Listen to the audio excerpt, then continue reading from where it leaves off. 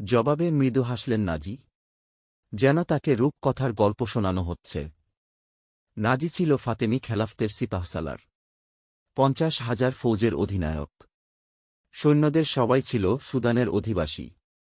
তার বাহিনী ছিল আধুনিক অস্ত্রের সুসজ্জিত।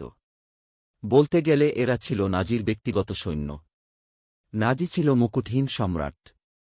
তখন মুসলিম দেশগুলোর কোনো কেন্দ্রীয় নেতৃত্ব ছিল না। একে অন্যের বিরুদ্ধে ষড়যন্ত্র করত। এ সুযোগের সদ্ব্যবহার করছিল খ্রিস্টান জগৎ। মিসর এবং আশেপাশের শাসকদের জন্য নাজি ছিল এক ত্রাস। তার মস্তিষ্ক ছিল ষড়যন্ত্রের কেন্দ্রভূমি। ভেড়া দেখলে নেকড়ের যেমন দাঁত বেরিয়ে আসে, সালাউদ্দিনকে দেখে নাজিরও তেমনি দাঁত বেরিয়ে এসেছিল। আইয়ুবী তার এ ক্রূর হাসির মর্ম না বুঝলেও এটা ঠিকই বুঝতে পেরেছিলেন, এ শক্তিধর জেনারেলকে তার প্রয়োজন। হুজুর অনেক দূর থেকে এসেছেন। খানিক বিশ্রাম করে নিন, নাজি বলল। যে কঠিন দায়িত্ব আমাকে দেয়া হয়েছে, আমি তার যোগ্য নই।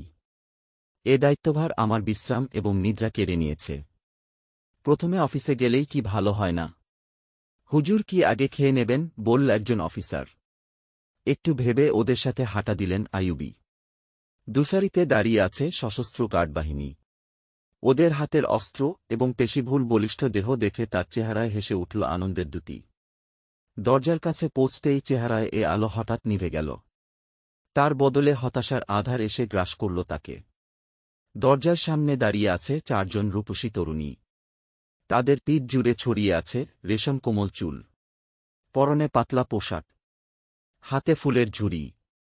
সালাহউদ্দিনের পথে ওরা ফুল ছুটতে লাগল। সাথে সাথে বেজে উঠল দফ ও রবরের সুরঝঙ্কার। ১-০। থমকে দাঁড়ালেন আইয়ুবী। ডানে বায়ে নাজি এবং তার সহকারীরা। ভারতীয় রাজরাজদাদের মতো ওরা নুয়ে তাকে সামনে চলার জন্য অনুরোধ করল। সালাহউদ্দিন ফুল মারানোর জন্য আসেনি, গমগম করে উঠল আইয়ুবীর কণ্ঠ। ঠোঁটে শ্লেষের হাসি। যে হাসি দেখতে ওরা অভ্যস্ত নয়। হুজুর চাইলে আমরা আকাশের তারা এনে দিতে পারি, নাজি বলল। আমাকে খুশি করতে হলে একটা জিনিসই আমার পথে ছড়ানো যেতে পারে। খ্রিস্টানদের লাশ, মৃদু হেসে বললেন সালাহউদ্দিন। ঠোঁটের হাসি মিলিয়ে গেল অফিসারের। মুহূর্তে বদলে গেল সালাহউদ্দিন আইয়ুবীর চেহারা। দু চোখ থেকে ঠিকরে বেরোতে লাগল আগুনের হলকা। বললেন, মুসলমানদের জীবন ফুলশয্যা নয়। আপনারা কি জানেন না খ্রিস্টানরা মুসলিম বিশ্বকে ইঁদুরের মতো কেটে টুকরো টুকরো করে চলছে? তার গম্ভীর কণ্ঠের ধ্বনি বদলে দিল ঘরের পরিবেশ। প্রতিটি শব্দ থেকে বিস্ফোরিত হচ্ছিল প্রচণ্ড ক্রোধ। আমাদের মেয়েদের উলঙ্গ করে ওদের ইজ্জত পদদলিত করেছি বলেই আজ আমরা ফুল মারাতে পারছি।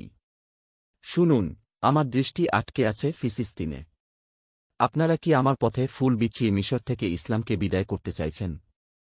তিনি চারদিকে দৃষ্টি ঘুরিয়ে বললেন, আমার পথ থেকে ফুল সরিয়ে নাও।